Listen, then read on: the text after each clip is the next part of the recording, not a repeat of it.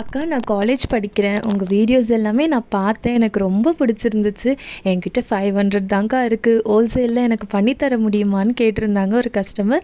Customer name மட்டும் சொல்லாதீங்கக்கா அப்படின்னு சொல்லியிருந்தாங்க.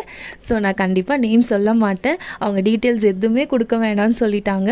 பட் வீடியோ அப்லோட் பண்ணிக்கோங்கன்னு சொன்னாங்க. ஓகே. பட் அவங்க செலக்ட் பண்ண கலெக்ஷன்ஸ் எல்லாமே எனக்கே ரொம்ப பிடிச்சிருந்துச்சு. ஓவரால் செட் பண்ணப்போவே அவ்வளோ அழகாக இருந்துச்சு.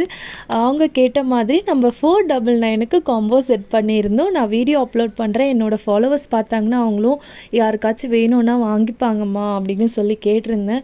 அக்கா நீங்கள் வீடியோஸ் அப்லோட் பண்ணுங்கள், பட் என்னோடய டீட்டெயில்ஸ் எதுவுமே கொடுக்காதீங்கன்னு சொல்லிட்டாங்க. பட் அந்த கஸ்டமர் ரொம்ப ஸ்வீட்டுங்க. ஆனால் என்ன எதுவுமே சொல்லக்கூடாதுன்னு சொன்னதுனால என்னால் எதுவுமே எக்ஸ்ப்ரெஸ் பண்ண முடியல.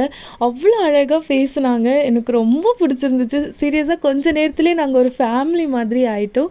நிறைய கஸ்டமர்ஸ் கூட அந்த மாதிரி நான் பாண்ட் ஆகிடுறேங்க குயிக்காகவே. என்னன்னு தெரியல. எல்லோரும் சொல்கிறாங்க, அக்கா நீங்கள் ரொம்ப நாள் எங்ககிட்ட பழகுன மாதிரி பேசுகிறீங்க அப்படின்னு சொல்கிறாங்க. கேட்குறதுக்கே ரொம்ப சந்தோஷமாக இருக்குங்க. இந்த 499 காம்போ உங்களுக்கும் வேணும் அப்படின்னா நம்மளோட பேஜில் ஆர்டரை ப்ளேஸ் பண்ணிக்கோங்க. அப்படி இல்லை அப்படின்னா எனக்கு ஹோல்சேலில் பல்காக வேணும்னா பயோவில் லிங்க் இருக்குது.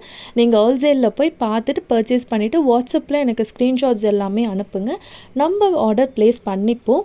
ஆனால் இந்த காம்போஸ் யாருக்குமே வீட்டில் இருக்கிறவங்க யாருக்காச்சும் பட்ஜெட் கம்மியாக இருக்குன்னா ஸோ பட்ஜெட் ஃப்ரெண்ட்லியாக நம்ம 499க்கு பண்ணி கொடுத்துருக்கோம்.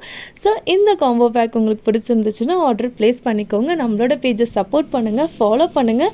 நெக்ஸ்ட்டு நான் கிவ் அவே வீடியோ அப்லோட் பண்ணுறேன். Thank you so much. பாய்.